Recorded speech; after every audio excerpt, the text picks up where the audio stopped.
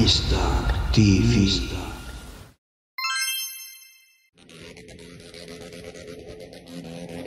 Tingkat kriminalitas di Indonesia kian tinggi, salah satunya begal.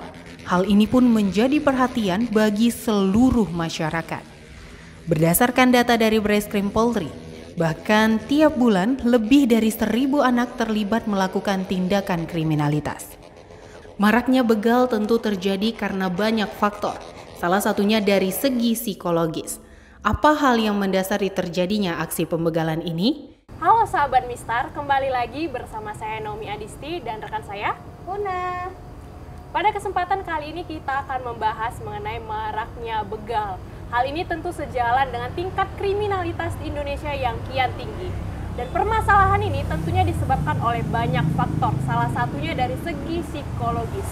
Untuk itu kali ini pembahasan akan lebih menarik karena kita sekarang sudah bersama psikolog Ibu Irna Minauli. Yes. Halo Ibu. Halo Naomi. Bagaimana kabarnya Ibu? Baik, terima kasih. Sejauh ini baik ya Ibu. Ya. Ya, karena benar sekali ya Una, untuk pembahasan kita kali ini yang lebih tingkat kriminal harus membutuhkan stamina yang bugar pula ya. Iya. Oke, langsung saja Ibu. Seperti yang kita ketahui, tingkat kriminalitas Indonesia semakin kian tinggi. Iya. Salah satunya disumbangkan oleh begal. Iya. Bagaimana menurut pandangan Ibu terkait hal ini dan penyebabnya seperti apa Ibu? Iya, baik. Ya, jadi kayak mereka yang terlibat dalam pembegalan gitu ya, biasanya itu kan satu kelompok tertentu ya. Dan mereka biasanya itu punya katakanlah adrenalin yang butuh lebih tinggi gitu, butuh rangsangan yang lebih tinggi untuk mendapatkan kesenangan gitu. Makanya mereka cenderung melakukan aktivitas yang membahayakan, yang merugikan orang lain gitu, hanya untuk kepentingan mereka sendiri. Dan selain tentu motif ekonomi ya, saat ini barangkali ya cara itulah yang bisa mereka tempuh untuk mendapatkan penghasilan gitu ya. Faktor lain yang juga berpengaruh kelihatannya faktor drugs ya, narkoba, alkohol itu juga kelihatan menyumbang yang cukup besar. Oke, kalau itu kan tadi dari begal ya Bu. Nah, selain begal, ini juga ada yang namanya gemot atau ya geng motor gitu. Kalau orang Medan sih gemot lah ya. Nah, menurut Ibu dengan anak-anak muda, karena kan gemot ini belum tentu ikut ke begal Bu, hanya meresahkan saja nih untuk masyarakat. Nah, menurut Ibu sebagai psikolog gimana nih tanggapannya? Jadi baik mereka yang terlibat di geng motor maupun ikut dalam pembegalan itu secara psikologis adalah orang-orang yang mengalami masalah kepribadian, yaitu kalau misalnya di bawah 18 tahun istilahnya itu conduct disorder ya, gangguan perilaku. Karena kalau dipikir setiap remaja pasti melalui fase pencarian identitas ya, tapi toh nggak semuanya terlibat dalam geng motor maupun pembegalan gitu. Makanya memang ada orang-orang tertentu atau remaja-remaja tertentu yang memang sudah punya kecenderungan untuk melakukan kriminalitas tadi. Jadi biasanya conduct disorder atau gangguan perilaku ini itu ditandai dengan adanya keinginan untuk melanggar norma-norma. Jadi mereka senang gitu untuk katakanlah ngebut gitu ya. Ngebut itu kan melanggar hukum gitu ya. Merokok atau melakukan perampokan itu semua tindakan pelanggaran hukum. Makanya kalau ini tidak ditangani dengan baik ya, masalah conduct disorder ini, inilah yang nanti menjadi bibit untuk gangguan antisosial personality disorder ya. Jadi atau orang awam kenal dengan istilah psikopat lah kasarnya ya. Nah ini makanya tidak bisa menurut saya dianggap sepele masalah seperti ini. Mereka harus ditangani dengan baik gitu. Apakah hal-hal itu bisa terjadi karena salahnya pendidikan orang tua atau gimana? Ya, atau lingkungannya? Memang kompleks ya masalah pendidikan orang tua, pendidikan pendidikan formal, lingkungan, hubungan pertemanan, itu semua punya kontribusi gitu ya. Tapi ada satu penelitian menarik ya tentang para kriminal ini, misalnya di Amerika para penghuni penjara, para kriminal itu mungkin 90% lebih itu adalah yang fatherless. Artinya orang sosok ayah. Iya, orang yang tidak punya sosok ayah. tidak ada sosok ayah ini bukan cuma karena bercerai atau meninggal ya, tetapi mungkin dia ada ayahnya tapi tidak berperan gitu ya. Nah seringkali misalnya parenting yang salah, jadi biasanya misalnya anak itu mungkin awalnya terlalu dididik dengan keras, secara otoriter. Kemudian ketika remaja, anak mulai memberontak. Nah karena sudah, akhirnya orang tua menyerah gitu ya. Jadi akhirnya permisif, ya udahlah sesuka hatimu lah gitu. Orang tua kayak kehilangan kendali atas anak-anaknya. Nah ini menjadi salah satu penyebab kalau dilihat dari unsur keluarga. Nah selain juga mungkin ada faktor genetik di sini. Jadi artinya orang tua yang memang sudah punya kecenderungan perilaku melanggar norma tadi ya, itu juga kemungkinan akan melahirkan anak-anak yang juga akan melakukan hal yang sama gitu. Berarti tidak menutup kemungkinan bahwa itu akan turun-temurun gitu. Iya, ya, benar. Selain karena mungkin anak juga meniru ya pada dasarnya apa yang terjadi pada orang tuanya, dan juga mungkin sistemnya menjadi lebih longgar gitu terhadap katakanlah perilaku kenakalan tadi. Artinya dibandingkan dengan orang tua yang tidak punya sejarah kriminalitas, mungkin mereka lebih aware gitu ketika anaknya sudah mulai bergaul dengan kelompok yang salah misalnya ya, mulai menggunakan merokok, narkoba atau perilaku berisiko lainnya gitu. Nah kalau misalnya hal-hal seperti itu turun-temurun, tapi pastinya ada pencegahan kan? Iya. Nah pencegahan seperti apa sih yang dilakukan orang tua ini supaya anak-anaknya itu tidak terjun ke dunia seperti itu? Nah makanya kembali ke masalah pola asuh tadi ya. Jadi kita tuh kan harus mengenali anak dari perkembangan masa kanak-kanak, remaja, kemudian ketika dewasa. Nah selama ini banyak yang penanganannya tuh salah ya, dalam arti misalnya waktu masih kecil betul-betul dikekang, dikerasi misalnya ya dengan otoriter gitu. Nah harusnya kan mungkin waktu kecil tuh justru kita memberi gitu ya, memberi katakanlah kebebasan lah ya, artinya anak bisa belajar, bisa bermain gitu. Tapi ketika dia mulai remaja ya udah mulai ada aturan-aturan, dari kecil sudah mulai ada aturan gitu ya. Jadi tentang hal yang boleh dan yang tidak boleh, dan masalah disiplin gitu ya. Nah umumnya anak-anak dengan conduct disorder tadi, gangguan perilaku tadi, itu adalah orang yang tidak mengenal atau tidak terbiasa dengan masalah disiplin gitu. Jadi ya dia suka-suka hati ya, mau sekolah atau tidak, mengerjakan PR atau tidak gitu. Jadi di situ yang menjadi membuat mereka tuh nggak punya rambu-rambu perilaku yang baik dan benar, itu kayak nggak ada aturannya gitu. Berarti memang sedari kecil emang udah harus diterapkan kedisiplinan. Benar. Bahkan kalau kita lihat misalnya anak-anak yang mendapatkan tugas ya, pekerjaan rumah, misalnya ada pembagian tugas, misalnya satu cuci piring, yang satu nyapu, ngepel, itu akan lebih berhasil gitu dibandingkan dengan anak-anak yang tidak pernah mendapatkan pembagian tugas tadi gitu. Ya, jadi hal-hal kecil seperti itu sebetulnya menjadi pembentukan disiplin, pembentukan awal tentang norma-norma gitu ya. Jadi kan dia juga merasa, oh saya berkontribusi di keluarga dan saya dihargai oleh keluarga atas usaha yang saya lakukan gitu. Berarti memang sedari kecil harus kita tanamkan perilaku yang mendidik juga, iya, disiplin juga, dan apapun hal kecil apapun harus diapresiasi gitu ya Bu ya.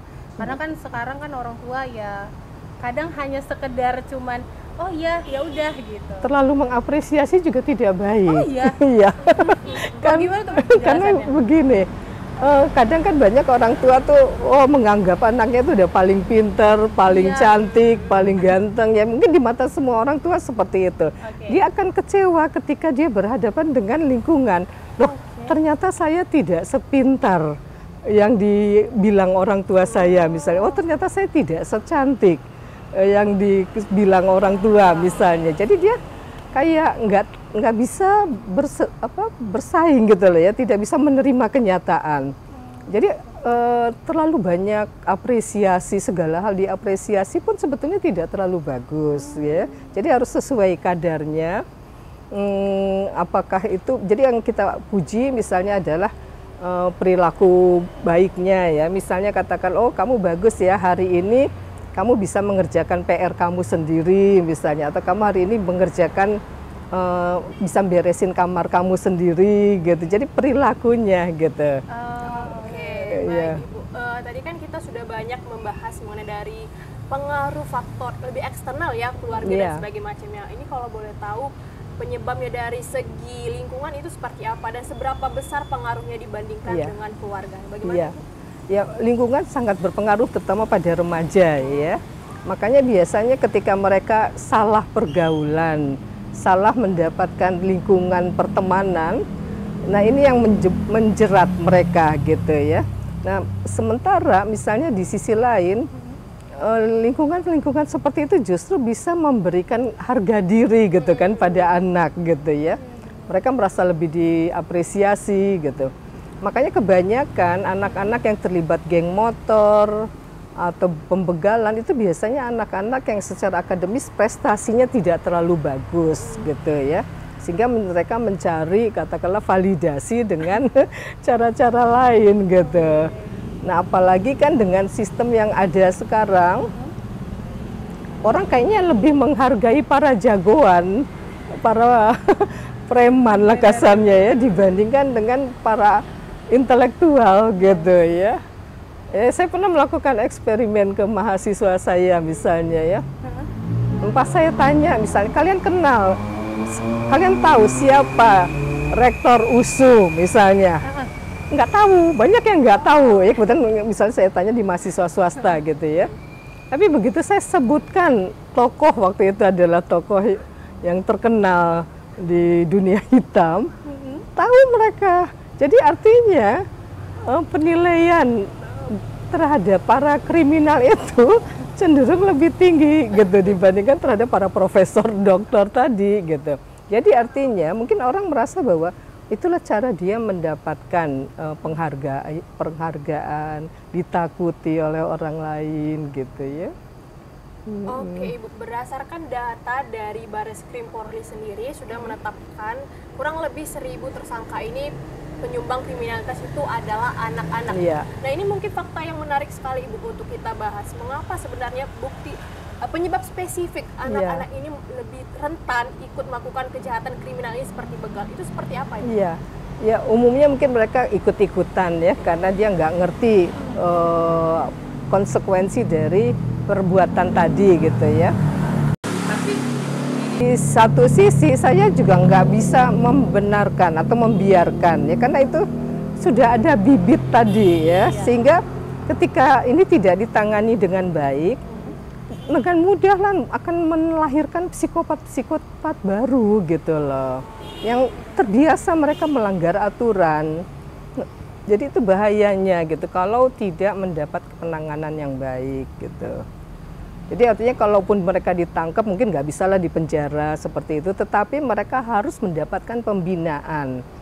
Jadi misalnya kalau kita lihat dari contoh di Amerika, misalnya anak-anak yang sok patentengan mau jadi preman lah misalnya, dia justru ditaruh atau dibawa ke penjara, ke para preman yang memang udah lama di situ. Jadi digertak lah sama preman-preman di situ, para kriminal itu. Kalian mau jadi kayak aku katanya, jangan bla bla bla gitu ya. Akhirnya diharapkan itu jadi kayak proses pembelajaran ya, bahwa ternyata nggak enak juga jadi penjahat gitu ya. Jadi preman gitu mungkin juga nggak enak gitu ya. Oke Ibu, ini kan seperti kita ketahui Indonesia menganut paham positivisme nasional dan berkeadilan, dan kita ini menerapkan paham berdasarkan hukum ya kan Ibu. Nah kejahatan kriminal ini kan tentunya seperti anak-anak sudah ditetapkan kurang lebih 12 tahun penjara. Nah itu kan dari segi kemanusiaan kan sudah ada pro kontra ya akan hal tersebut. Itu bagaimana sebenarnya dari sisi psikologis, baiknya seperti apa penanganan hukum yang tepat? Nah kalau misalnya sudah terbukti katakanlah ada gangguan-gangguan perilaku tadi ya, jadi memang dia udah dari kecil udah menunjukkan misalnya suka membolos, merokok dari kecil misalnya ya, kemudian tingkah laku melawan, mencuri misalnya, itu kan udah berarti dia sudah ada nih bibit-bibitnya. Beda dengan anak yang memang karena terjerumus lah ya, dia sebetulnya kasarnya anak-anak baik gitu ya, tapi karena diajak temennya, nah itu mungkin harus dibedakan perlakuannya. Tapi kalau memang sudah ada bibit-bibit tidak baiknya ini, nah itu harus penanganannya khusus. Jadi nggak bisa juga terlalu longgar gitu ya, karena ya meskipun nanti mungkin di penjara dia malah punya pengalaman baru lagi ya, ada satu kebanggaan kadang ya. Jadi buat orang-orang kriminal tadi, semakin banyak track record kejahatan dia, seolah-olah itu meningkatkan posisi dia di kelompoknya. Ada gitu. rasa bangga diri. Betul. Seperti itu ya Ibu. Jadi makanya kadang misalnya bagi para anak-anak yang punya bibit tadi lah ya, jadi secara teoritis mungkin ada yang beranggapan itu ada faktor genetis ya, ada faktor bawaan yang memang struktur otak mereka tuh berbeda katanya ya dari orang-orang normal lain. Jadi kayak misalnya para psikopat itu katanya ada putus nih antara kalau kita tuh kan antara perilaku dengan perasaan itu ada koneksi gitu ya, ada hubungannya ya. Misalnya katakanlah saya memukul misalnya kan, pasti ada rasa bersalah gitu loh, kok saya pukul dia gitu ya. Nah mungkin bagi mereka itu tidak ada koneksinya. Jadi ketika saya misalnya mencuri, kan kalau misalnya yang normal kita, kok mencuri ya, ada muncul rasa bersalah, rasa tidak nyaman. Nah pada mereka itu tidak ada gitu konsekuensi emosi yang ditimbulkan setelah melakukan sesuatu. Makanya kan mereka sering ditandai dengan kurang adanya empati gitu. Bener, ya. Jadi dia nggak tahu bahwa itu merugikan orang lain. Gitu. Nah itu kan dari secara hukum ya. Kalau misalnya secara pendekatan kekeluargaan, kalau misalnya anak-anak ini sudah mulai terjerumus ke dalam itu, gimana Ibu supaya mereka ini keluar? Karena kan kalau misalnya pendekatannya terlalu kasar atau apa, malah jadi menimbulkan perlawanan benar ya, karena mereka pada dasarnya para pemberontak sih pada dasarnya ya, yang cenderung melanggar aturan gitu. Memang agak sulit gitu ya, tapi kembali kalau menurut saya penanaman disiplin itu supaya mereka tahu aturan gitu ya, misalnya apa yang boleh dan tidak boleh dilakukan gitu. Misalnya ada pembentukan jam malam misalnya ya, katakan pokoknya kamu sebelum maghrib sudah harus di rumah misalnya ya, dan katakanlah bantuan-bantuan profesional ya, misalnya bantuan psikolog atau guru yang konselor gitu ya, itu mungkin juga akan membantu sehingga mereka merasa didengar, diterima gitu, diperhatikan. Berarti lebih ke pendekatan psikolog ke merekanya. Iya, pendekatan psikologis, pendampingannya gitu ya. Oke, baik Ibu, ini kan nggak terasa kita sudah banyak berbincang mengenai permasalahan maraknya begal dan kriminalitas ini. Ada banyak faktor ya, mulai dari psikologis maupun keluarga, lingkungan dan segala macamnya, dan tentu ini menjadi perhatian kita bersama ya Ibu. Dari Ibu sendiri apa nih closing statement untuk terkait topik kita kali ini? Oke, jadi kalau menurut saya pendidikan keluarga, pendidikan dalam keluarga itu perlu ditanamkan kembali ya. Sementara kan sekarang ini banyak keluarga yang kelihatannya tidak hadir ya, karena meskipun secara fisik ada, tapi masing-masing sibuk dengan handphonenya misalnya ya.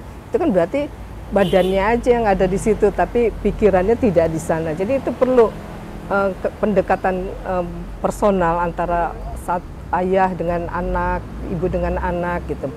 Nah, ini bisa mencegah ya. Salah satu penelitian mengatakan bahwa keluarga yang sering makan malam bersama, maka tingkat kenakalan remajanya semakin rendah. Tapi tadi dengan catatan ya, no gadget, no handphone gitu. Sekarang kadang kita lihat di restoran judulnya makan bareng, udah bagus makan barengnya. Tapi masing-masing sibuk. Nah, jadi itu kelihatannya gerakan-gerakan sederhana seperti makan bareng dalam keluarga itu perlu digalakkan lagi. Gitu. Berpengaruh besar ya, ternyata. Oke Bu, nggak terasa ini waktu kita sudah panjang ya, banyak mengobrol. Dan juga buat para pemirsa, semoga pembahasan kita kali ini bisa memberikan pelajaran buat kita untuk merubah sikap kita dan untuk kita saling menjaga. Ya Sobat Mistar, itu dia tadi perbincangan kita bersama Ibu Irna Minauli. Dan pastinya ya Sobat Mistar, kita tahu bahwa pendekatan keluarga itu sangat dibutuhkan untuk anak muda zaman sekarang. So, saya Una. Dan saya Naomi Adisti. Kami pamit undur diri, terima kasih, sampai ketemu lagi.